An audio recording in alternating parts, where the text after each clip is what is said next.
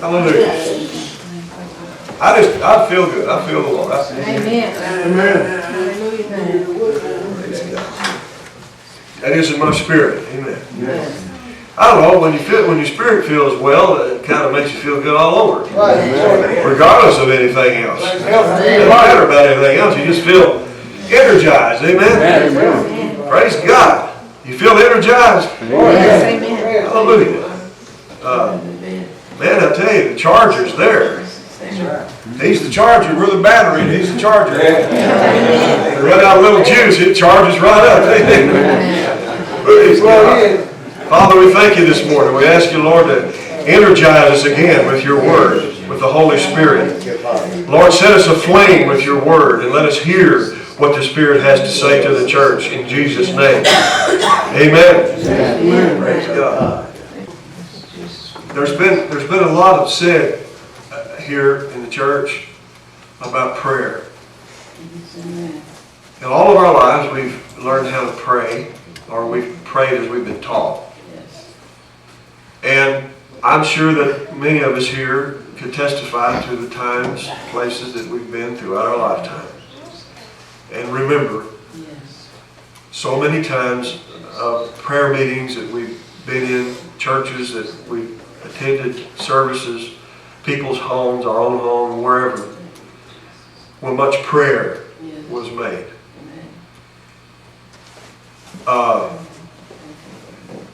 The Lord has laid on my heart something about prayer lately, and I just want to mention it before I read my text here. That really, God hears the heart, and God. Let me just say it this way: God is a spirit, and God is a person.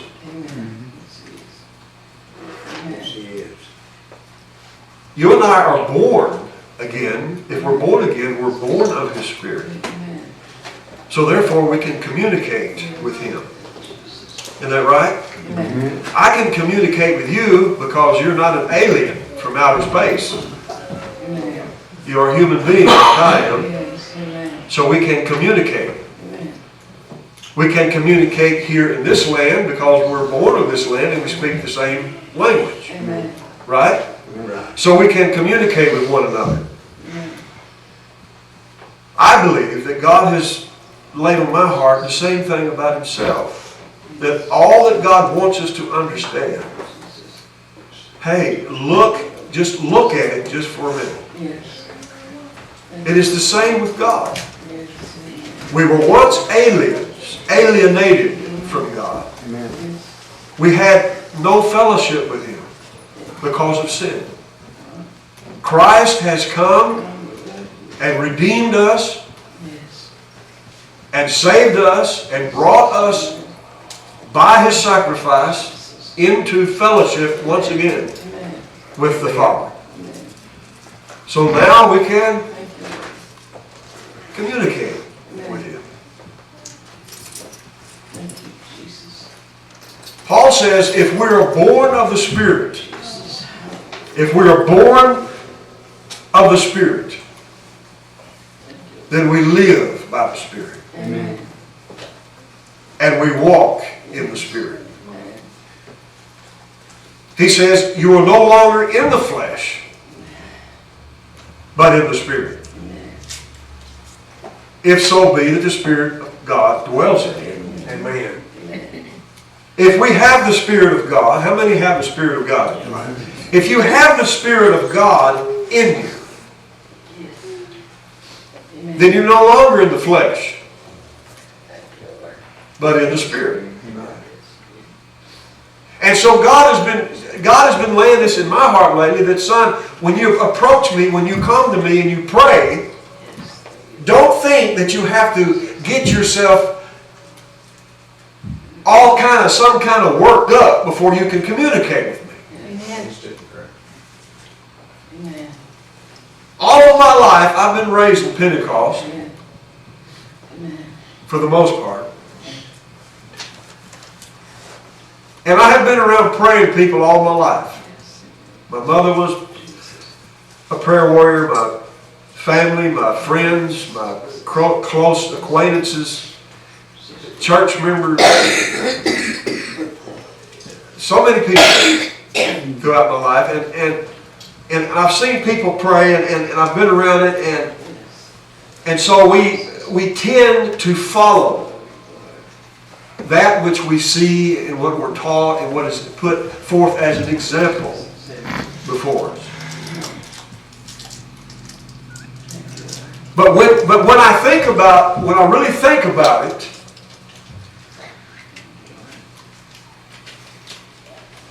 when you know that you're really speaking with God,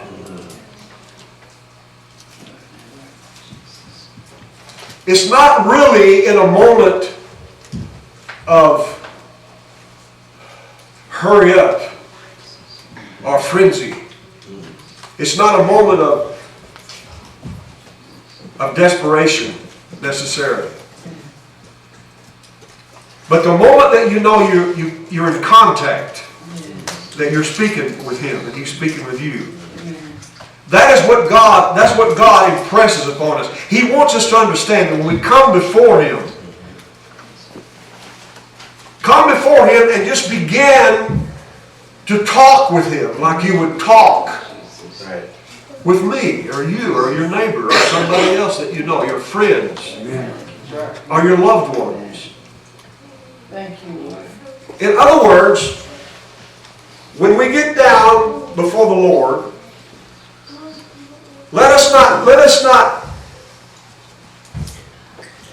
think any longer, because I know that I am one of those. That there's something I must do in a certain way, in a certain formality in my praying in order to approach God. To get myself in that position, state of mind, or whatever it is that I think in myself that I must get myself in before I can really begin to pray.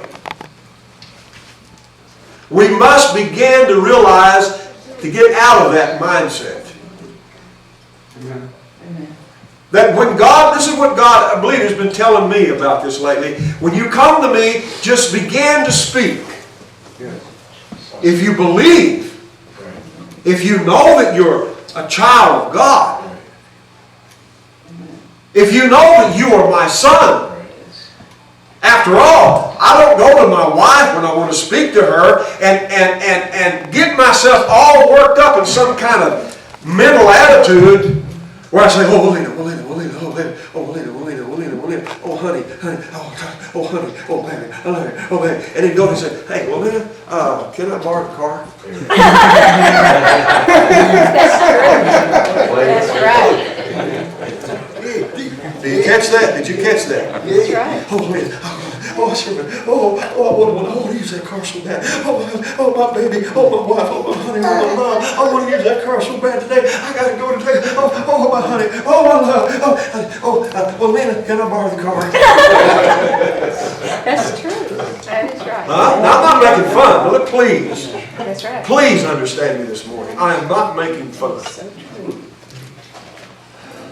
All I'm telling you is what God has been laying in my heart. Amen. It's true. Because it's freedom. Amen. It's liberty. Amen. God has not called us into bondage, but liberty. Amen. Amen. What does that mean? That means I have the right and the privilege Yes. Thank you. to speak with God, my Father. Now, when I first met my wife, before we were married, I was a stranger. She didn't know me from Adam. I remember when I first saw her, she walked into the post office and she looked across the room and she saw me. And I kind of went, when I saw her. But we didn't really, you don't really think that you have the right to ask a stranger of anything. Right? That's true. You don't really have the right or the privilege, let's put it that way, you don't have the privilege of asking strangers of anything. Yeah. You first have to get to know them. Amen. That's right. You first have to make an acquaintance with them. Get to know them. Amen? Amen. And so when you come, then you freely come and you begin to know each other. You begin to interact. And then, first one thing and another, one thing happens, the next thing, one thing leads to another. And that's the way it is with God. See, when we first come to God and we're lost, we're sinners, we feel such a load or burden of guilt. Amen. Come on. Come on. That we're guilty. We're going to hell. Yes. We've sinned and we're so sorry. And we're so sorry for our sins.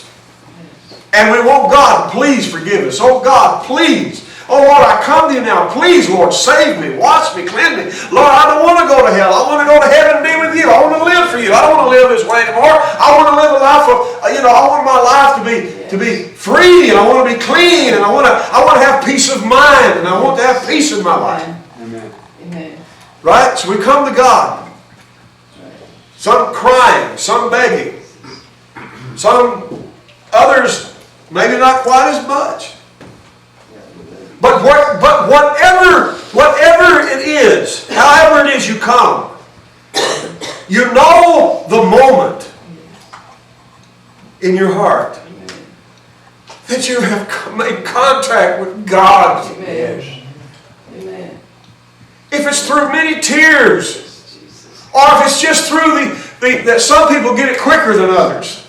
Some people have to go through the whole thing, fall on the altar and crying for 30 minutes and sobbing and weeping and crying and begging God. And finally, after they get up from there, you see a whole new look on their face. Their face is shining, and you see a gleam in their eyes, and they're rejoicing and praising God because they know their sins are forgiven and they're born again. They're saved. Amen. Lord. Amen. That's a wonderful thing. That's okay. Amen. But if you stop and think about it a minute, it's at the moment that you knew and believed in your heart that God was actually listening to you. Amen. Come on. That's true. That's when you were saved. Yes.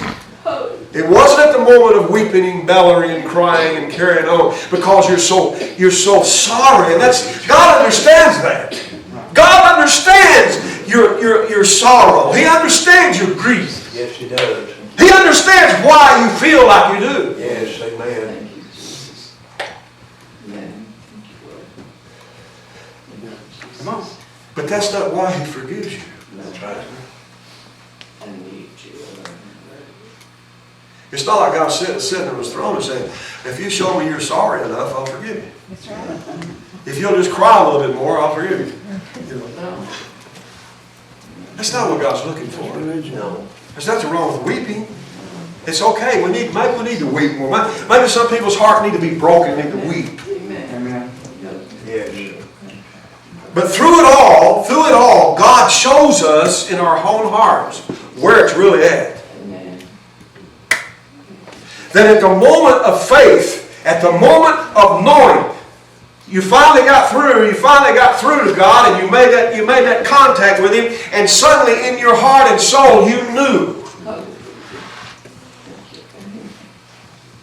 that God was talking to you and you were talking to Him, and that everything was all right.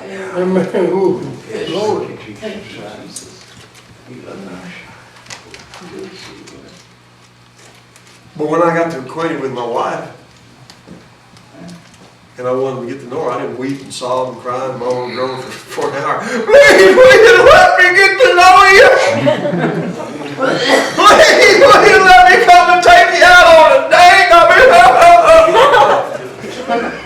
If I'd have done that, she said, get out of here.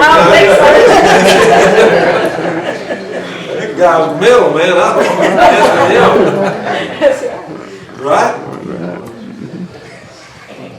So let's give God the respect that we would give any human being. Amen. Come on.